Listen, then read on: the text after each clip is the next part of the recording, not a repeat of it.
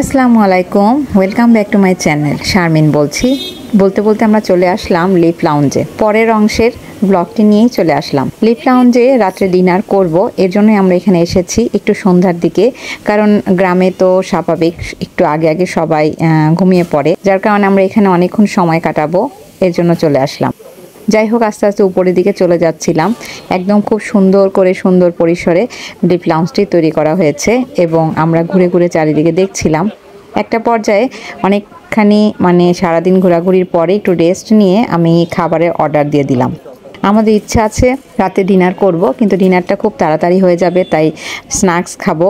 আগে কিছু স্ন্যাক্স খেয়ে তারপরে একটু ছবি তুলবো, ভিডিও করব, তারপর যাওয়ার সময় ডিনার করে এখান থেকে বের হয়ে যাব। যাই হোক, আমি কিছু স্ন্যাক্সের অর্ডার দিয়ে দিলাম এবং উনি অর্ডারগুলো নিয়ে নিল।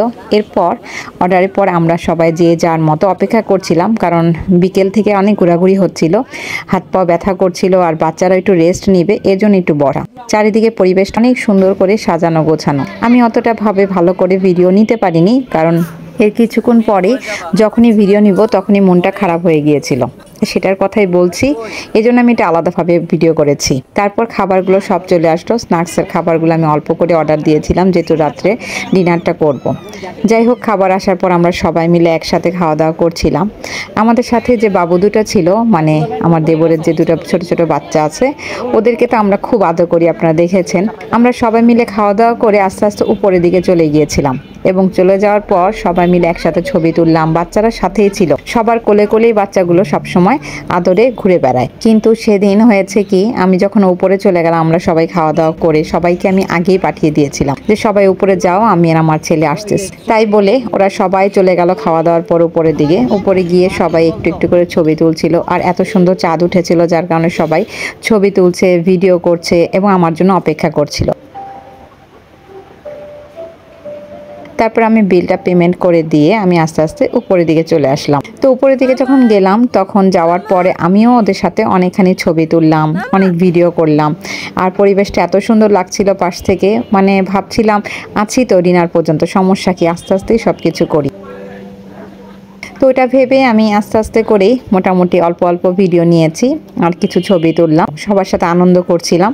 তখন বাচ্চাদের নিয়ে ভাবি নিচে চলে আসলো এবং সে বাচ্চাকে ব্রেস্ট ফিডিং করবে, তাই অনেক ঘোরাঘুরির পরে সে নিচে চলে আসলো। তা আমি ভাবছিলাম হয়তো বা নিচে গিয়েছে বাচ্চাদের জন্যই। যাই হোক, তারপরে আমরা ভিডিও করে আমরা যখন নিচে চলে এসেছি, আমি ওয়েট করছিলাম। কিছুক্ষণ পরে হঠাৎ করে ফোন করে জানতে পারলাম যে নিচে ওরা অপেক্ষা করছে। তখন আমি নিচে যখন গেলাম, নিচে গিয়ে তখন দেখি যে আমাদের যে মেঝো বাবুটা, ভাবির যে মেঝো মেয়ে, সে অনেক জোরে ব্যথা পেয়েছে, মাথায় পড়ে গিয়েছিল। যাই হোক, ওই সময়টাতে হয়তো কারো চোখের আড়ালে ছিল, আমরা অনেকে হয়তো সাথে ছিলাম না, যার কারণে ব্যথাটা পেয়েছিল। সেই কথা শোনার সাথে সাথে মনটা এত খারাপ হয়ে গেল, আর সবাই এত কান্নাকাটি, কি অবস্থা, মনটাই খারাপ হয়ে গেল। তাড়াতাড়ি ওকে নিয়ে ডাক্তারের কাছে যাব, এই জন্য সবাই ছোটাছুটি করছিল এবং ছোটাছুটির পরে লাস্ট মুহূর্তে আমরা ওকে নিয়ে এখান থেকে বের হয়ে চলে গেলাম। এটাই এই জন্য আর আমাদের এখানে রাত্রে ডিনার করা হয়নি, আর এখান থেকে বের হয়ে চলে এসেছিলাম, যার কারণে মনটা খুব খারাপ হয়ে গিয়েছিল বাচ্চাটার জন্য। ও এত আদরে, আর আমরা অনেক কষ্ট পেয়েছি ওর এই ব্যথাটার জন্য। তো যাই হোক, আলহামদুলিল্লাহ এখন সুস্থ। যখন আমি ভয়েস দিচ্ছি, এখন তো আমি ঢাকাতে, আলহামদুলিল্লাহ ও সুস্থ। বাচ্চারা ব্যথা পেলে বা খুব খারাপ লাগে।